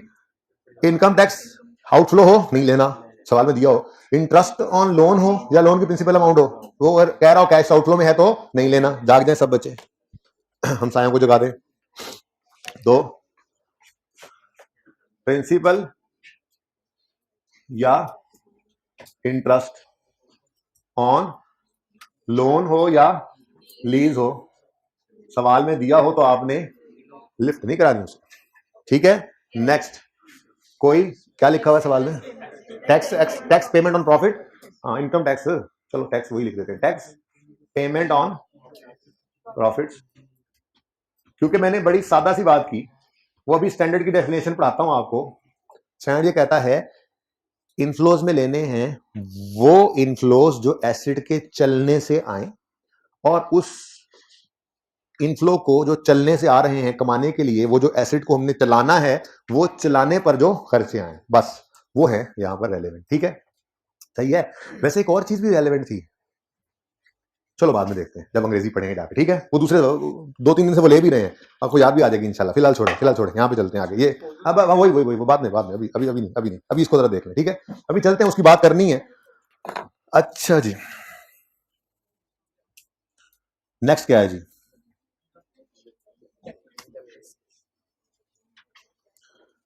नेक्स्ट क्या है जी? डेप्रीसिएशन। हाँ भाई, डेप्रीसिएशन के बारे में क्या हुक्म है? क्या, क्यों क्यों? पैसे को चलाने की जरूरी खर्चा, वो कैश ही नहीं है। कभी जिंदगी में आपने ये देखा हो है? देखो बड़ी फनकारी से उन्होंने यहाँ पे आउटफ्लोज लिख दिया, कैश आउटफ्लो नहीं लिखा, अब हम धोखे में आ गए। और भाई electricity expense debit cash credit की एंट्री तो सुनी, salary expense debit cash credit की एंट्री तो सुनी, fuel expense debit cash credit की एंट्री तो सुनी, कभी आज तक डेप्शन एक्सपेंस डेबिट कैश क्रेडिट की एंट्री सुनी है? और डेप्रीसिएशन तो कैश फ्लो ही नहीं है, डेप्रिसिएशन तो एक नॉन कैश एक्सपेंस है, डेप्रिसिएशन तो एक नॉन कैश एक्सपेंस है, कैश फ्लो तो है ही नहीं। कैश फ्लो के टॉपिक में जाके इंशाल्लाह ये हर सवाल में आया हुआ करेगा, इसको निकालना पड़ेगा क्योंकि कैश फ्लो नहीं है ना, ठीक है। बहरहाल जी, क्या पहली चीज ही वहां होती है, भाई कह रहे हैं, भाई को तो तजर्बा लग रहा है मुझे लगता है। अच्छा जी, तो depreciation, oh where is the black mark, जी डेप्रिसिएशन को इग्नोर करना। ये डेप्रिसिएशन लिखा एंड वालों, नहीं नहीं और नहीं, ठीक है जी। Oh, the very important point has come.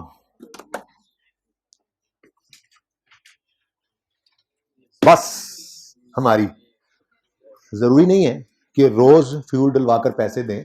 अक्सर बसों का खाता चलता है पंपों पे, हुज़ैफा भाई की बस का भी खाता चलता है पंप पे, ठीक है। वहीं पर ये सियाल मोड़ पे, जहां से वो आपने मोटरवे पे चढ़ना होता है, वहां पे एक पेट्रोल पंप है, वहां पे इनका जो है वो महीने का हिसाब चलता है। हर महीने इनकी बस वहां से फ्यूल डलवाती रहती है, हर महीने मतलब हर रोज पूरे महीने तक डलवाती रहती है। और महीने का जब एंड होता है तो उसके बाद अगले महीने के पहले या दूसरे दिन वो बिल पकड़ा देते हैं, हुज़ैफा भाई के ड्राइवर आके इनको दे देते हैं, ये कैश पकड़ा देते हैं और अगले दिन वो पे कर देते हैं। मतलब जो जो मिसाल के तौर पे सितंबर के महीने में फ्यूल डलवाएगी बस, उसकी पेमेंट अक्टूबर में, अक्टूबर वाले की नवंबर में, और सही है ना, ऐसे ही होगा ना। हर महीने का फ्यूल का हिसाब महीने का एंड होने के बाद वो करके पहले दूसरे दिन दे देंगे, पेमेंट हो जाएगी। ऐसे ही X3 दिसंबर X3 जो था, 31 दिसंबर X3 जो दिसंबर वाला महीना था, इसके फ्यूल का हिसाब किताब दिसंबर में नहीं होता, पेमेंट नहीं होती, तो उन्होंने जनवरी के अंदर वो बिल पकड़ाया और ये फ्यूल पे हुआ जनवरी में, जनवरी X4 में। अब मुझे बताओ, क्या ये फ्यूल का खर्चा इस धुएं में उड़ चुका है? 3 में इस धुएं में उड़ चुका है, गया ना, दिसंबर के अंदर बस चल चुकी, वो फ्यूल धुआं बन के उड़ चुका, किराए आ चुके, तो ये तो फिर इस बस की वैल्यू इन यूज की कैलकुलेशन के लिए फ्यूचर का कैश फ्लो तो नहीं है।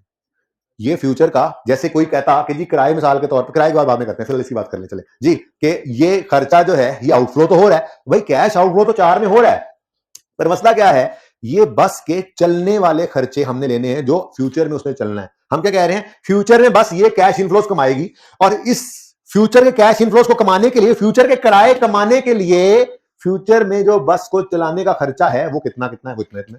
अब मुझे बताओ, क्या ये 30 रुपए फ्यूचर में बस ने चल के खर्च करना है? बोलो नहीं, फ्यूचर में बस ने चल के ये खर्च नहीं करना, तो फिर ये कैश आउटफ्लो तो X4 में है, लेकिन for the purpose of calculation of value in use ये फ्यूचर का कैश फ्लो नहीं है, इसको भी हमें क्या करना पड़ेगा, इग्नोर, ठीक है। इसके ऊपर 2-3 सिचुएशंस और बनती हैं, वो मैं बाद में बनाता हूं, पहले यहां पर लिख लें हम क्या लिखा हुआ है जी, एक्रूड एक्सपेंस ऑफ X3, और ये इग्नोर कर देंगे। क्या समझ में, क्यों, आप बताओ मुझे, आज तो आप बताओगे मुझे। 2004 में आपने कहा है कि उसको जनवरी में स्टार्ट में बिल मिल जाएगा उसके फ्यूल का, दिसंबर का पे कर देंगे जी, तो वो फिर दिसंबर में, वो जनवरी में आउटफ्लो बन जाएगा, जनवरी में आउटफ्लो बन गया, 4 में आउटफ्लो बन गया जी। क्या ये बस 4 में चलकर ये फ्यूल खर्च कर चुकी है या 3 में? नहीं, ये 3 में खर्च।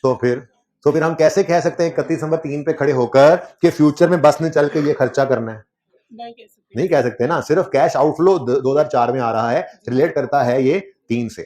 इस बस ने 3 में ये फ्यूल खा लिया, और ये खाने की वजह से 3 में ही इसके कैश इनफ्लोज भी आगे होंगे, किराए शिराए भी आगे होंगे, तो ये अब यूं नहीं कह सकते यहां खड़े होकर कि ये बस 4 में चलेगी, ये कमाएगी, 4 में चलेगी, ये खर्चा होगा, ये खर्चा कोई नहीं होगा, ये खर्चा 3 में हो चुका था, इसको जस्ट हमने क्या किया है, पे किया है 4 के अंदर। अब किसको, उधर से भी आवाज आ रही थी, समझ नहीं आई, हाथ खड़ा करें।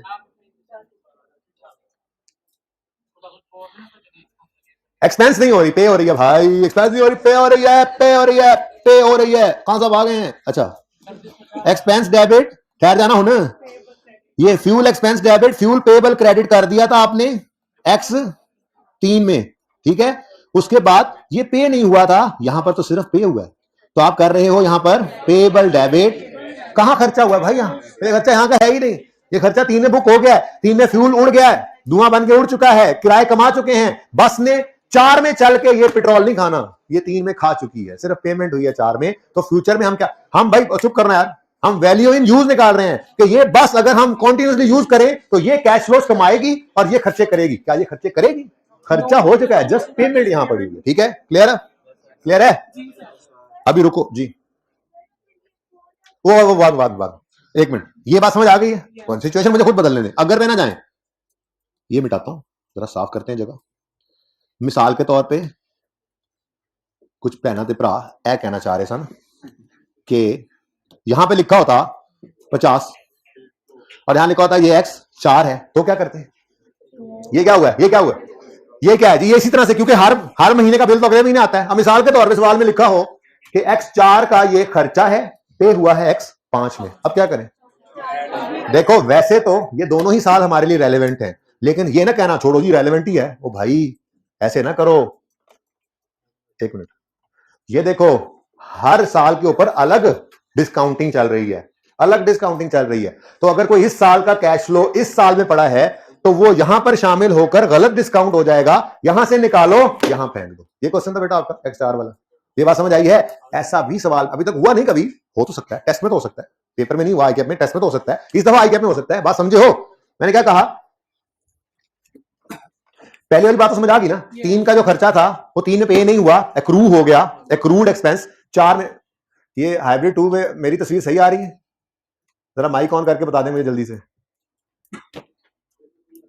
अच्छा चलें, ये इसको भी सही करवाएं जी। अच्छा सुने, 3 का खर्चा था, 3 में एक्रू हो गया, एक्रूअल है, 3 में पे नहीं हुआ। एक्रूड का मतलब क्या होता है? एक्रूअल का मतलब क्या होता है? जो एक्सपेंस रिकॉर्ड हुआ पे नहीं हुआ, पे वाला है। अब वो अगर 4 में पड़ा है तो क्या कर दो? इग्नोर, काम चल जाएगा, ठीक है। लेकिन अगर यही बात ऐसे लिखी होती कि 4 का एक्रूअल 5 में आया पड़ा है, तो फिर सिर्फ इग्नोर करने से काम नहीं चलना था। क्यों? क्योंकि ये 5 के कैश फ्लो से पड़ा रहा तो 5 पे डिस्काउंट रेट डिफरेंट हो जाता है ना, रेट चाहे सेम भी हो, ये 2 साल पीछे जाना होता है, तो कैश फ्लो गलत जगह पे पड़ा होगा तो फिगर्स गलत हो जाएंगी, इसको यहां से निकालकर यहां पे डालना पड़ेगा, ठीक है। ये बात समझे हो? एक और बात फिर डालते हैं अब इसके अंदर, और ये समझ आ गई बात? नहीं समझ आई आपको? पहले वाली बात समझ आ गई थी, x3 वाली। मिसाल के तौर पे मैं ये कहता हूं कि एक खर्चा यहां पर 2 रुपए का है, तो यहां नजर आ रहा है, बताया ये गया कि ये खर्चा दरअसल इस साल का था, गलती से इस साल में पे हुआ तो नजर यहां आ रहा है। क्या यहां पड़ा रहने दो?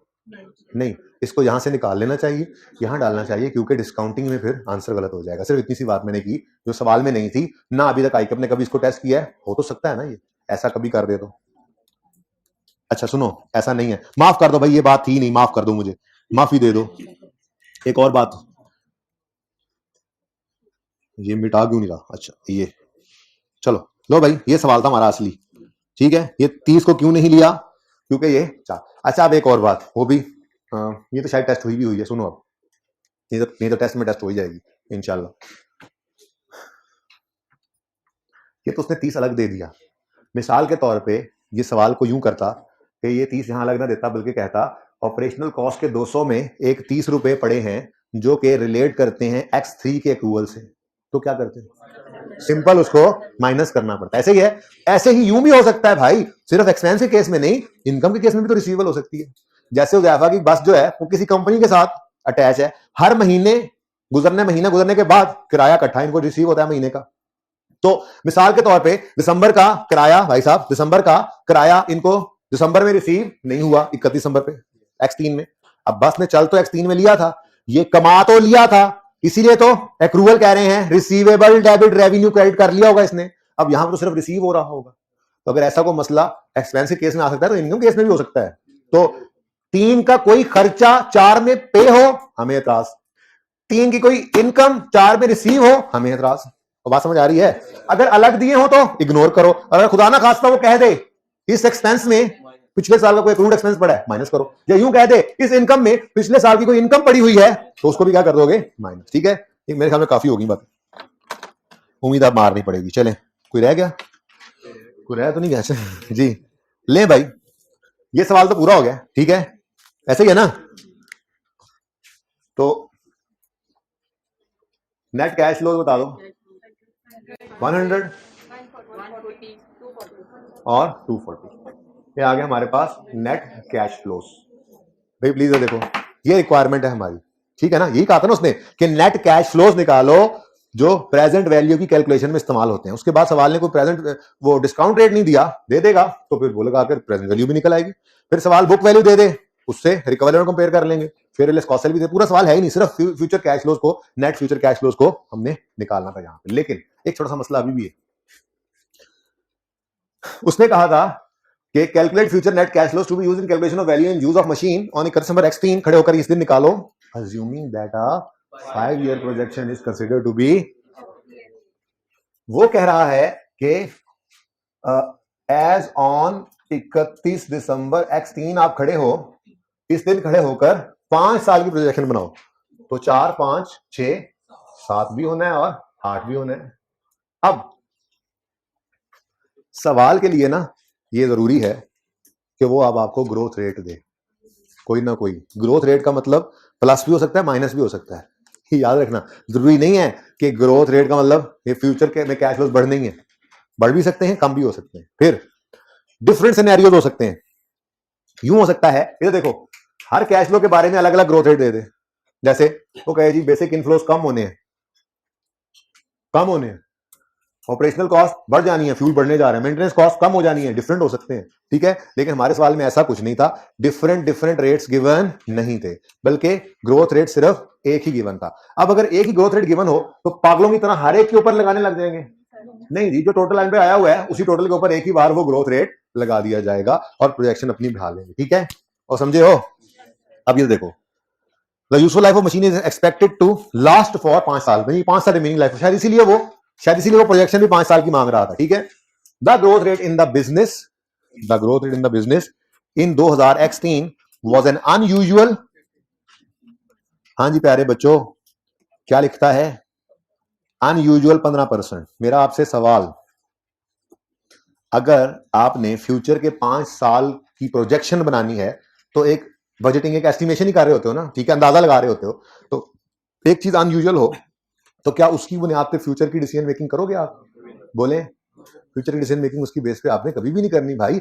ये अनयूजुअल, ये कोरोना वाला साल था जिसमें इनकी लग गई रोजी, कुछ का रोजा, कुछ लोगों को बड़ा फायदा हो गया था, कुछ को नुकसान हो गया, ठीक है। तो ऐसा थोड़ा ही है कि हमेशा ऐसा होता रहेगा। तो अनयूजुअल ग्रोथ रेट को कभी भी आपने अपनी फ्यूचर की डिसीजन मेकिंग के लिए, प्रोजेक्शन के लिए इस्तेमाल नहीं करना। बेतुकी बात है, अनयूजुअल कभी कभार होने वाली चीज है। आप ये कैसे कह सकते हैं कि ये कभी कभार होने वाली चीज है, अगले 5 साल इसी के बेस के ऊपर कर लेते हैं? ये गलत बात है। ये ज्यादा भी हो सकता है, कम भी हो सकता है। अनयूजुअल को यूज हमने, अनयूजुअल ग्रोथ रेट को कभी भी यूज नहीं करना, ठीक है। तो ये तो गया काम से, ठीक है जी। वेयर एज एवरेज, हाँ ये आई ना चीज काम की, एवरेज ग्रोथ रेट ये अच्छा होता है। क्यों? और है भी, देखो पिछले 7 साल का, ये है जरा ज्यादा बेहतर पिक्चर कि पिछले 7 साल में ग्रोथ कितनी रही है, वो एवरेज ले लेते हैं। 1 साल, 2 साल, 3 साल, 4 साल ऐड करके डिवाइड बाय 7 से डिवाइड कर दिया, एक एवरेज आ जाती है, ज्यादा बेटर पिक्चर होती है कि पिछले 7 साल में तकरीबन ग्रोथ रेट यही है। तो फिर अब नॉर्मलिटी तो नहीं है ना, नॉर्मली सोचे तो नॉर्मल प्रोजेक्शन बना रहे हैं 5 साल में, हम ये ज्यूम करेंगे जैसे चले आ रहे हैं पिछले 6-7 साल से, यही मामला आगे भी चलता चला जाएगा। तो average growth rate is better. लेकिन आगे फिर मसला आ गया, Niazi express, Bilal Daewoo, Faisal mover, Daewoo express, सबका 10% है, ठीक है। लेकिन हुजैफा के अपने बिजनेस का 8% है। अगर सवाल में ये ना दिया होता तो फिर 10% ही ले लेते, ठीक है। लेकिन सवाल के अंदर जब बिजनेस स्पेसिफिक आ गया तो इंडस्ट्री वाले को भी जानदा करो, ठीक है। और एक बात बता रहा हूं, अब किसी को नहीं बताना आपने, ठीक है। वो ये है कि अगर ऐसा हो कि एसिड स्पेसिफिक ग्रोथ रेट दे दे, जबकि होता नहीं है वैसे, लेकिन चलो लेट्स से आ भी जाए, लेट्स से वो 9% है, तो फिर उस 8 को भी छोड़ दोगे। बस का रेट, इसी बस का ग्रोथ रेट आ गया सामने सवाल में, अगर दे दिया ऐसे तो फिर तो और स्पेसिफिक हो गया ना, फिर उस पर चले जाना। लेकिन ऐसा तो था ही सवाल में, ठीक है। तो फिर कौन सा यूज कर लिया आपने? 8% ग्रोथ रेट। और ये देखो, अनयूजुअल कभी नहीं करना। और अगर इंडस्ट्री और बिजनेस स्पेसिफिक दोनों दिए हो तो फिर इंडस्ट्री को छोड़ो, फिर अपने बिजनेस का जब रेट ग्रोथ रेट गिवन है तो उसी को पकड़ो ना, ज्यादा अच्छी डिसीजन मेकिंग करोगे आप, ठीक है। तो 8% है। अब मैं ये कह रहा था, देखो ये ना करो 8% से पहले इसको बढ़ाओ, फिर इसको बढ़ाओ, फिर इसको बढ़ाओ, फिर इनको आंसर निकालो, पागल हो गया।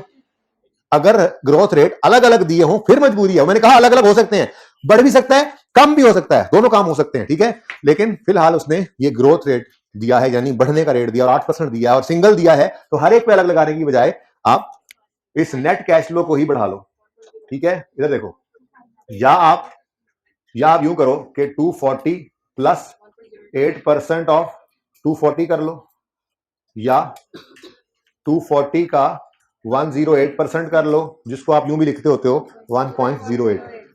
तो ये जरा टाइम बच जाता है, इस कैलकुलेटर में भी लिखते हो 1.08%। तो 240 प्लस 8% और 240 करो, ये 240 इंटू 1.08 करो, ग्रोथ रेट आ जाएगा, ग्रोथ आ जाएगी कितना टोटल कैश फ्लो? 259।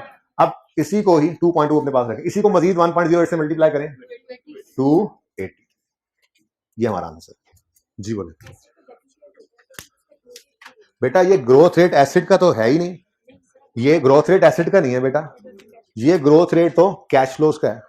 मतलब वो बेसिकली मैं ग्रोथ रेट ऑफ कैश नहीं कह रहा था, एसिड नहीं कह रहा था, मैं ये कह रहा हूं कि यूं भी कह सकते हैं ना, हमारे पास 10 बसें हैं, इस बस से हमें इतने कैश फ्लोज आने हैं, इतना ग्रो होगा या इतना डिक्लाइन होगा, मतलब बात कैश फ्लोज की कर रहा था थोड़े उस बात को। और इंडस्ट्री और बिजनेस की हद तक आए तो बिजनेस स्पेसिफिक हो गए। ठीक है जी, ये क्लियर है जी।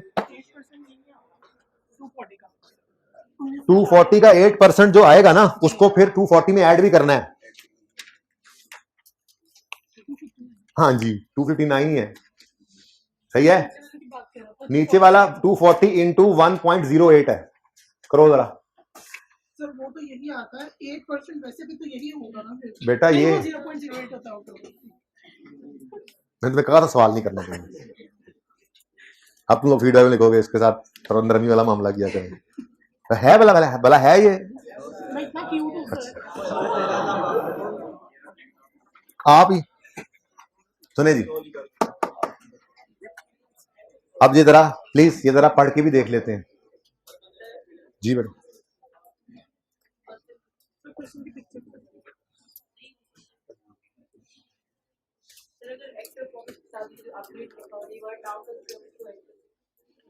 नहीं, एक्स्ट्रा प्रॉफिट किस वजह से आएंगे आपको, वो वजह बताए ना। अगर आप कर रहे हैं तो फिर अगर पूरी करें, सवाल तो पूरी अगर बताएगा, वो फिर वो इम्पैक्ट आएगा, वो मेंटेनेंस कॉस्ट कम हो जाएगी, ऑपरेशनल कॉस्ट कम हो जाएगी, खुद बहुत इम्पैक्ट आएगा। ऐसे नहीं कहेगा वो एडिशनल प्रॉफिट आगे, पेट्रोल सस्ता होने की वजह से, पेट्रोल सस्ता होने का इम्पैक्ट किधर आ रहा होगा। हाँ, अगर वैसे ही उन्होंने वो बात आप ये कर रहे हैं जो मैंने कहा, अलग अलग ग्रोथ रेट हो सकते हैं बेटा, चुप कर जाएं कि कैश फ्लो फ्यूचर में बढ़ भी सकते हैं, कम भी हो सकते हैं। हो सकता है आपको ये 10% बढ़ने हैं, और हो सकता है ये मेंटेनेंस कॉस्ट 15% बढ़नी है, और ये फ्यूल वगैरह सस्ता होने जा रहा है तो ये 8% से कम हो जाएगा। ये मुख्तलिफ हो सकते हैं। एक्स्ट्रा प्रॉफिट का मतलब होता है कि इस एसिड की, इस बेटा चुप कर जाए प्लीज, डिस्टर्बेंस हो रही होती है यार।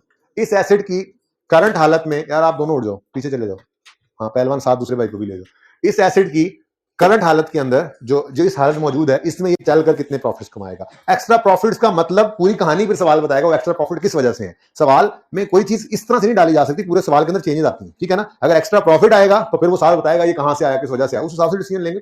अगर एक्स्ट्रा प्रॉफिट आपको कहता है जी फ्यूल कम हो गया उस वजह से आया तो फिर ले लेंगे भाई, और अगर वो कहते हैं अपग्रेड से आया तो फिर नहीं लेना। ओके, ये बातें पढ़ लें जरा। ये देखें, ये अंग्रेजी लिखी हुई थी जो हमने पढ़ ली, इधर देखो, पेज नंबर इसी एग्जांपल के ऊपर है, page 324। Future cash flow in value in use, क्या इंक्लूड करना है, क्या इंक्लूड नहीं करना है। स्टैंडर्ड क्या कहता है, सुने। स्टैंडर्ड कहता है इंक्लूड करो cash inflow from use of asset, continue use लिखा, मैंने जरा शॉर्ट करके हाईलाइट कर दिया, cash inflow from use of asset. फिर इंक्लूड करो cash outflow incurred to generate inflows from use of asset. बात समझे हो कि इनफ्लोज लो यूज से आने वाले, और आउटफ्लोज वो लो जो इस एसेट को यूज करके इनफ्लोज कमाने के लिए जरूरी है। ये बात हमने की, ठीक है। और तीसरी चीज ने क्या कही है, net disposal proceeds at the end of life. इस सवाल में थी नहीं, वैसे तो हम इसको 2 दिन से कर ही रहे थे, यही तो कर रहे थे, इनफ्लोज फ्रॉम कंटिन्यूइंग यूज, फिर inflows necessary to continuously use this asset, ठीक है, जनरेट दिस इनफ्लोज, वो आउटफ्लो दे लो, और एंड पे नेट डिस्पोजल प्रोसीड्स ले लो। ये 3 चीजें थी ना, सर ने भी यही 3 चीजें कही हुई हैं। इधर देखें आप, सादा बात, inflows from use of asset, outflows incurred to generate inflows from use of asset, और net disposal proceeds at the end of asset's life. ठीक है जी, समझ आती है। नेक्स्ट, क्या इंक्लूड ना करो। सर ने कहा कैश इनफ्लोज और outflows from finance. Financing activity क्या होती है, कैश फ्लो के टॉपिक में जाकर देखेंगे। वैसे फाइनेंसिंग बेसिकली वैसे कहते हैं बिजनेस ने पैसा कहां कहां से अरेंज किया हुआ है। वो 2 तरह के फाइनेंसेस होते हैं, एक इक्विटी होता है, दूसरा डेट होता है। इक्विटी जो ओनर घर से लाता है, और डेट जो बैंक से लोन लेते हैं। तो ये मेरा सब्जेक्ट नहीं है आपको पढ़ाना, ठीक है, लेकिन थोड़ी बहुत बात करेंगे कैश फ्लो के टॉपिक में, फाइनेंसिंग एक्टिविटी क्या होती है। फिलहाल तो आप इस लाइन को छोड़कर सिर्फ ये पढ़ो, does not include future cash flows in value in use, does not include lease payment and their interest, and नहीं था लिख लें, लोन रिसीट और रीपेमेंट्स एंड देयर इंटरेस्ट, यही हमने बोला था, इंक्लूड नहीं करना, स्टैंडर्ड ने भी कह दिया। दूसरा, इनकम टैक्स रिसीट और पेमेंट्स, इनको भी नहीं लेना। और तीसरे को छोड़ें, चौथा पढ़े, कैश फ्लो फ्रॉम इंप्रूविंग और enhancing the assets performance does not include upgrade का कैश फ्लो, ठीक है ना। अपग्रेड का कैश फ्लो इंप्रूव करने का, इनफ्लो हो चाहे आउटफ्लो हो, अपग्रेड का है तो अपग्रेड लिखना, हमने इंप्रूविंग और एनहांसिंग उसने लिखा होता ना, मैंने छोटा करके लिख दिया अपग्रेड, ये बोला था ना आपको। अपग्रेड का इनफ्लो हो चाहे आउटफ्लो हो, डज नॉट इंक्लूड, ठीक है जी। और लास्ट वाली अंग्रेजी मुश्किल लगी मुझे, मैंने पिछली क्लास में इसको काट कर यहां पर ये लिख दिया, बस ये लिख दो, एक्रूड इनकम हो या एक्सपेंस हो of previous period. Accrued income हो, एक्रूड इनकम मतलब क्या होता है, इनकम रिसीवेबल। एक्रूअल प्रीपेमेंट का टॉपिक वैसे मैं पढ़ाऊंगा, लेकिन वहां पर जाते जाते फिर थोड़ा बहुत पढ़ते तो साथ साथ रहे ना, इनको इंट्रो में भी पढ़ा ही हुआ है। एक्सपेंस भी पेएबल, एक्सपेंस एक्रूड जब होता है उसका मतलब होता है पेएबल, और इनकम एक्रूड का मतलब होता है रिसीवेबल, ठीक है ना। तो इनकम भी हो सकती है एक्रूड और एक्सपेंस भी। इनकम रिसीवेबल यूं लिख दे, रिसीवेबल इनकम या पेएबल एक्सपेंस, आसानी के लिए आसान और आसान करना तो यूं लिख लें। ये क्या है जी, एक्रूड इनकम क्या मतलब, रिसीवेबल इनकम, इनकम रिसीवेबल, या एक्सपेंस जो है एक्रूड एक्सपेंस क्या होता है जी, एक्सपेंस पेएबल, ठीक है ना। ये किसी प्रीवियस पीरियड का रिसीवेबल या पेएबल हमारे पीरियड में रिसीव या पे हो तो future cash flows in value and use के अंदर डज नॉट इंक्लूड, ठीक है। और पॉइंट 3 जो है बेसिकली ये रीस्ट्रक्चरिंग जो है ये IS 37 के अंदर आप पढ़ेंगे FR2 में जाके। समझाना मकसूद नहीं है, इतनी सी बात सिर्फ याद रख लें कि अगर फ्यूचर रीस्ट्रक्चरिंग आ जाए तो बेसिकली ये इस तरह की कॉस्ट होती है कि हम फ्यूचर में ये बिजनेस बंद कर रहे हैं, तो जाने वाले लोगों को कोई गोल्डन हैंडशेक दे रहे हैं या कोई रिडंडेंसी कॉस्ट पे कर रहे हैं, वो कुछ और खर्चे हैं, future restructuring cost ACD cost में इंक्लूड नहीं करते। इसका कॉन्सेप्ट तो FR2 में ही आपको मिलेगा, ये इसलिए यहां पर लिख दिया अगर ऐसी कोई चीज आ जाए फ्यूचर रीस्ट्रक्चरिंग कॉस्ट, तो मैंने कहा बच्चों को यूं ही समझना जैसे अपग्रेड को इग्नोर किया था ना, ऐसे ही फ्यूचर रिस्ट्रक्चरिंग को भी क्या कर देना, इग्नोर कर देना। कॉन्सेप्ट नहीं समझा सकता, आपके स्कोप से बाहर की बात है, लेकिन जो किताब में लिखा हुआ था उन्होंने मैंने भी लिख दिया कि कहीं ये एज इट इज लिख ना दे। मैक्सिमम क्या होगा, ये फिगर लिखी हुई ये बात लिखी हुई आ जाएगी तो उसको क्या करना, इंक्लूड मत करना, ओके। अच्छा, डिस्काउंट रेट, बारबरी वाले सवाल के अंदर भी ये कॉन्सेप्ट डिस्कस हुआ था। आपने घर पे कितने बच्चों ने ट्राई किया बारबरी वाला सवाल, इस तरह से 2 रेट दिए हुए थे ना, प्री टैक्स और अच्छा। अब डिस्काउंट रेट सवाल के अंदर सिर्फ लिखा हो डिस्काउंट रेट, मौजे वेव्स वही ले लेंगे, ठीक है। सवाल में दोनों रेट्स दे दे तो कौन सा रेट यूज करना है, इसका जवाब मुझे इंशाल्लाह आप ही देंगे। सुने सुने सुने, वो तो सवाल का जवाब देख लिया ना आपने घर पे, अभी जरा लॉजिकली सुने। प्री टैक्स का मतलब क्या होता है, ऐसा रेट जिसमें टैक्स को भी हमने कंसिडर नहीं किया, और पोस्ट टैक्स टैक्स को भी कंसिडर करने के बाद निकाला गया रेट। ये रेट निकालना BFD में सीखेंगे आप इंशाल्लाह, फिर आपको सही पता लगेगा प्री टैक्स और पोस्ट टैक्स क्या होता है, ठीक है ना। शायद MFA में भी सीखे, मुझे नहीं पता, MFA मैंने नहीं देखा सिलेबस, ठीक है ना। लेकिन BFD में तो बहरहाल आपने सर्टेनली सीखना ही है। तो प्री टैक्स और पोस्ट टैक्स क्या होता है ये आपको वहां क्लियरली पता लगेगा। अभी फिलहाल के लिए सिर्फ जुगाड़ लगा लेंगे हम, ठीक है। वो जुगाड़ क्या है, सादा सी बात है, हम प्रोजेक्शन कर रहे हैं फ्यूचर की, और फ्यूचर कैश फ्लोस को आज खींच के लाना है प्रेजेंट वैल्यू पर, ठीक है, डिसीजन मेकिंग करने के लिए। अब अगर हम एक ऐसा रेट लेते हैं पहलवान, एक ऐसा रेट अगर हम ले लेते हैं कि जिस रेट में से टैक्स को भी माइनस करके हमने निकाला हुआ है, तो फ्यूचर का टैक्स हमारे काबू में है। बोलो, हुकूमत टैक्स बदल दे, फिर हुकूमत टैक्स बदल दे, रेट बदल दे, टैक्स बदल दे, क्या हमारे बस में है? क्या हम कंट्रोल कर सकते हैं हुकूमत के टैक्स को? हुकूमत को कंट्रोल कर सकते हैं? नहीं कर सकते। इसलिए हम ऐसे रेट से ही दूर रहेंगे। भाई चुप कर जाओ, हम ऐसे रेट से ही इंसान बन जाओ। इधर होके बैठो, आपसे कह रहा हूँ, घोड़े वाली शर्ट वाले इधर हो जाओ। बोलो जी, क्या मैं कह रहा था, देखो ना आप सारा आपने टेम्पो तोड़ दिया। मैं ये कह रहा था कि आपने फ्यूचर की प्रोजेक्शन करनी है, तो आप एक फ्यूचर कैश फ्लोस को घसीट के आज पे लाओगे ना, डिसीजन मेकिंग कर रहे हो, एक ऐसा रेट ले लो जिसमें से आपने टैक्स को माइनस करके रेट निकाला हुआ है, तो फ्यूचर में अगर टैक्स बदल गया तो आपका डिसीजन भी गड़बड़ नहीं हो जाएगा। इसलिए हम रेट ही वो लेंगे इस डिसीजन मेकिंग के अंदर जिसमें से टैक्स माइनस ना हुआ हो, यानी प्री टैक्स रेट। कौन सा लेंगे जी? तो अगर सवाल के अंदर दोनों रेट दे दे तो पोस्ट टैक्स को इग्नोर कर देना, आपने सिलेक्ट कर लेना है प्री टैक्स। अब सवाल में अगर सिर्फ डिस्काउंट रेट दे, मैं कह रहा था वेव्स मौजे, सिर्फ प्री टैक्स दे फिर भी मौजे। मसला तब आना है जब प्री और पोस्ट। तो टेक्निकली बात को समझाना जरा मुश्किल है इस लेवल पे, बस इतना सा जुगाड़ ज़हन में रख लो जो आपको समझा दिया है कि हम टैक्स को काबू में नहीं कर सकते, इसलिए ऐसा रेट ही नहीं लेंगे जिसमें से टैक्स का इंपैक्ट माइनस हो चुका हो, उससे पहले वाला रेट ले लेंगे ताकि हमारे डिसीजन में फर्क पड़े ही ना, टैक्स बदले या ना बदले उससे, ठीक है ना। सही है, तो इसको पढ़ो जरा। The discount rate must be a pre tax rate that reflects current market assessment of time value of money and the risk specific to the asset for which future cash flow estimate have not been adjusted. ठीक है, तो risk specific to asset वाला rate लेना है आपने, और लेना कौन सा है, प्री टैक्स। ओके, अच्छा जी, अब हमारी बात पता है क्या चल रही है, ये एक मिनट, ये पूरी कहानी तो ये है जी। हम इंपेयरमेंट टेस्ट लगाने के लिए दो चीजों को कंपेयर करते हैं, बुक वैल्यू और फेयर वैल्यू, बुक वैल्यू और सॉरी रिकवरेबल अमाउंट। ठीक है, अब बुक वैल्यू आसान काम, रिकवरेबल अमाउंट में दो चीजें निकालनी पड़ती हैं, जिनमें से हायर रिकवरेबल अमाउंट, पहली फेयर वैल्यू कॉस्ट सेल, दूसरी value in use. Value in use क्या होती है जी, present value of future net cash flows. अब कैश फ्लोज में क्या कुछ आ सकता है वो हमने डिस्कस कर लिया, अब उसकी डिस्काउंटिंग करेंगे तो प्रेजेंट वैल्यू आ जाएगी। क्लियर और सही है, ये समझ आइए बात। अच्छा, अब अगली बात की तरफ चलते हैं, फेयर वैल्यू क्या होती है और कॉस्ट टू सेल में क्या कुछ आ सकता है। पहली बात, फेयर वैल्यू क्या होती है, बैठ जाओ जल्दी से, आगे चुप करके बैठना। फेयर वैल्यू क्या होती है, स्टैंडर्ड कहता है फेयर वैल्यू जो है वो मार्केट वैल्यू ही है, स्टैंडर्ड ने कहा हुआ है। मतलब फेयर वैल्यू क्या है, आप अपने एसेट को मार्केट में लेकर जाएं तो जितने का बिक जाएगा, this is fair value, simple. लेकिन साथ ही उसने छोटी सी बात ये कर दी, और अगर मार्केट एक्टिव मार्केट एग्जिस्ट ना करती हो आपके एसेट की जिसकी आप बात कर रहे हैं, तो जितना आपको लगता है कि आपको मिल जाएगा वही उसकी फेयर वैल्यू। क्या मतलब, मतलब ये हमारा एसेट है, ठीक है, इसकी कोई एक्टिव मार्केट नहीं है, ये मार्केट में ट्रेड नहीं होता, कैलकुलेटर बाई का कैलकुलेटर जो है, ठीक है आपका, अच्छा जी ठीक है।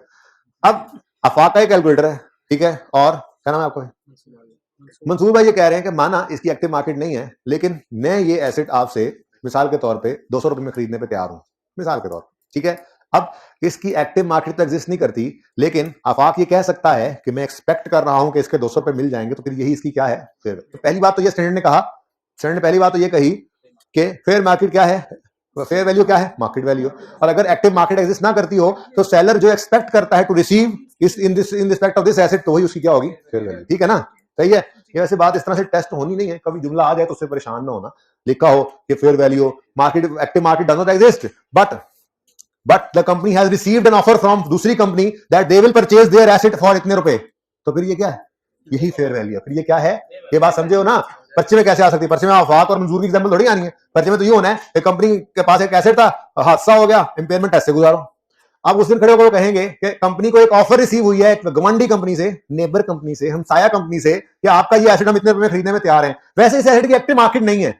अब आप हो मार्केट तो है, तो फिर वैल्यू तो है ही नहीं, नहीं स्टैंडर्ड ने कहा है एक्टिव मार्केट नहीं है, लेकिन किसी ने आके कह दिया कि हम इतने में खरीदेंगे, तो फिर इतना तो मिलेगा ना, तो वही उसकी फिर फेयर वैल्यू है। ठीक है, पढ़ते हैं, थोड़ा ऊपर आए, थोड़ा सा और ऊपर आए। ये देखें एग्जाम्पल 1 और 2 के साथ होमवर्क लिखा जा चुका है पिछली क्लास में, आपने भी लिख लेना।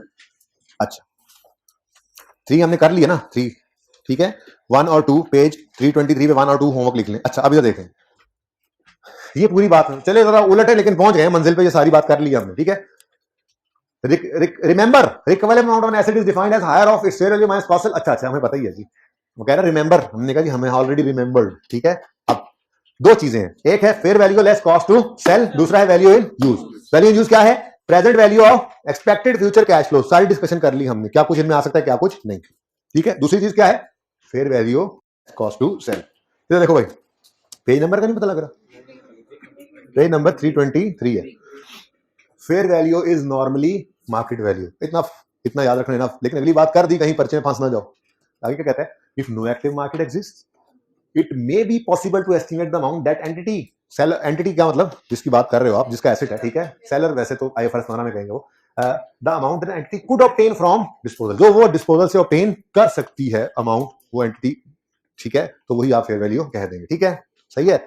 अगली बात, कॉस्ट टू सेल में क्या कुछ आ सकता है, जैसे मिसाल के तौर पे हमने ये एसी जो है वो बेचना है, इरादा किया कि ये एसी बेचना है। अब ये बेचने के लिए यहां से उतारना पड़ेगा, एक इसका आउटर यूनिट होगा, इसके साथ वायरिंग शायरिंग हुई, हमारे बस की तो बात नहीं है। हमने इलेक्ट्रीशियन को फोन किया, हमने कहा यार ये एसी उतार के दे दो, हमने इसको बेचना है। इधर बाद में देखना भाई, बाद में बात सुन लो, एसी उतार के दे दो, हमने इसको बेचना है। उसने कहा भाई 2000 रुपये लगेगा, हमने कहा ठीक है ले लो। अब मुझे बताओ, क्या बेचने के लिए ये कॉस्ट टू रिमूव एसेट जो इनकर की है जरूरी है, बिल्कुल जरूरी है, इसके बगैर तो बिक नहीं सकता था, समझ रहे हो। अच्छा, जैसे ही एसी उतरा, देखा कि इसकी तो कुछ पाइप भी लीक हुए हुए हैं और इसके अंदर तो जंग भी बहुत लगा हुआ है। हमने कहा यार ये तो खरीदने वाले ने खरीदा को नहीं, हमने कहा यार इसको ना जरा सेलेबल कंडीशन में ले आओ, इसको ना पेंट शेंट कर दो, बेहतरीन इसको साफ सुथरा कर दो, ये खराब ना हो, जितना रिपेयर शिपेयर करना है वो सब करके दे दो, ठीक है। हाँ हम सुन्नत कारोबार करेंगे, ऐप तो बताकर ही बेचेंगे, लेकिन सही तो करके दो बेचारे को, ये थोड़ी कि जान का मारा हुआ पकड़ा दो उसको, ठीक है। तो उसने कहा जी ठीक है 3,000 और लगेंगे, हमने कहा ठीक है भाई देंगे।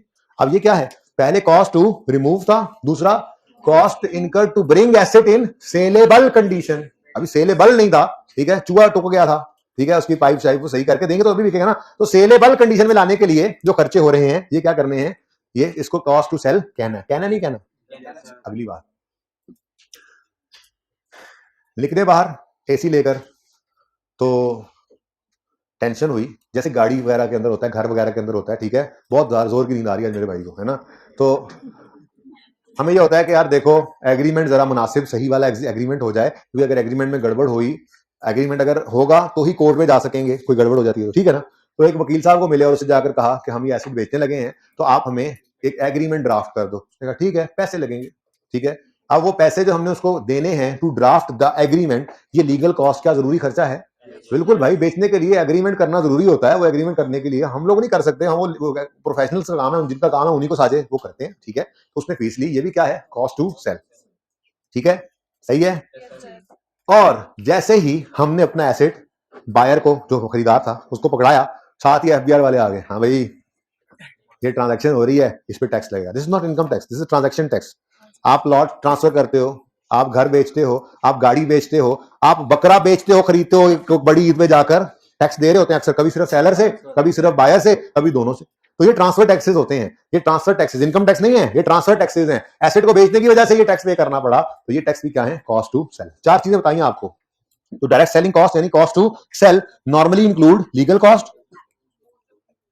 लॉयर वगैरह को जो दिए, ठीक है ना, लॉयर एटसेट्रा को ड्राफ्ट करने के लिए agreement, cost of removing asset, AC remove करने के पैसे, टैक्सेस पेड, मैंने कहा ट्रांजैक्शन टैक्स, और कॉस्ट असेसिव to bring asset into a condition to be sold, saleable condition में लाना, ये क्या है, ये कॉस्ट टू सेल, ये क्या है जी, कॉस्ट टू सेल। अब अगली बात सुनो, मिसाल के तौर पे हम हैं नेस्ले वाले और हमने ये जो इंपेयरमेंट टेस्ट लगाया है ये अपने दही वाले प्लांट पे लगाया, हो सकता है कुछ साल बाद, कुछ अरसे बाद हम ये प्लांट बंद करने का सोच रहे हो, तो जाहिर सी बात है वो प्लांट बंद करने का जब सोच रहे हो ना, तो फिर शक एक पड़ जाता है कि हो सकता है इसकी वैल्यू यूज कम हो गई, इंपेयरमेंट टेस्ट से गुजारना पड़ता है, ठीक है। अब हमने ये ऐलान किया कि दही वाला प्लांट बंद होने जा रहा है। अब ये ऐलान करके शाम को हम बाहर निकले तो बाहर सड़क पे 200-300 बंदा खड़ा हुआ, एहतजाज एहतजाज, ना मंजूर ना मंजूर। हमने कहा क्या हुआ? मैंने कहा भाई हम सड़क पे आ गए हैं, देखो हमारे बाल बच्चे हैं, हमारा घर बार है, आपने कह दिया भाई दही बंद तो बंद, ऐसे कैसे बंद यार, हम कहां जाएं? मैंने कहा टेंशन ना लो, ठीक है, मैंने कहा टेंशन ना लो, बंद तो हमने करना है, ठीक है ना, ये तो हमारा डिसीजन है ना, हाँ हाँ काम तो हम कर रहे हैं ना, हम बनाए ना बनाए दही, ठीक है, हमारी मर्जी, ठीक है, तुम लोगों ने दही बनाई हुई आगे दिमाग की, तो ये हमारी मर्जी है, हाँ हम ये करेंगे, आपको 6-6 महीने की तनख्वाहें देंगे सबको, 6 महीने की तनख्वाह लेकर घर जाना और जाकर अपनी नौकरी ढूंढ लेना, 6 महीने में तो ढूंढ ही लोगे ना। मैंने कहा हाँ ठीक है, ओके डन, डन हो गया। इसको कहते हैं रिडंडेंसी कॉस्ट, क्या कहते हैं जी, रिडंडेंसी, रिडंडेंट कर रहे हैं, हमको रिडंडेंट करने की हम कॉस्ट पे कर रहे हैं, तो स्टैंडर्ड कहता है ये रिडंडेंसी कॉस्ट को कॉस्ट टू सेल ना कह देना, ये ना कहना कि एसेट को बेचने के लिए जरूरी खर्चा है तो fair value less cost sell के अंदर कॉस्ट सेल में रिडंडेंसी कॉस्ट भी आपने डाली हुई हो, redundancy cost cost to sell नहीं है, कॉस्ट जरूर है लेकिन ये इस डिसीजन मेकिंग के अंदर कॉस्ट टू सेल में शामिल नहीं करनी, ये अगली लाइन लिखी हुई है। हाउएवर रिडंडेंसी और similar cost are not direct selling cost, ठीक है जी, हो गया, ठीक है, ये बात हमने कुछ आज कर ली है। अब क्लास को तो मैं खत्म कर रहा हूं यहाँ पर, क्योंकि दूसरी क्लास में बारबरी को डिस्कस नहीं किया था, टाइम भी हो ही गया, वैसे इत्तेफाक से यहाँ भी नहीं हो सकता। आपके इस सवाल को मैंने स्टिल होमवर्क में ही रखा है क्योंकि कुछ बच्चों ने भी नहीं किया, उन्हें समझ नहीं आई होनी, आज करेंगे तो इंशाल्लाह समझ में आएगा सब, ठीक है। और सुनो भाई, सुन लो सारे, और हाइब्रिड वाले बैठो, मैं आ रहा हूं कुछ बातें पूछने। ये पेज नंबर 330 पर प्रैक्टिस क्वेश्चंस हैं, 1 से लेकर 6 तक, 5 तक बल्कि कर लें, 1 से लेकर 5 तक छोटे छोटे 5 सवाल हैं, प्रैक्टिस सेट 1 से 5 तक ये होमवर्क में है। टेस्ट का सिलेबस जो है वो IS 16 प्लस IS 36 होगा इंशाल्लाह। अल्लाह हाफिज।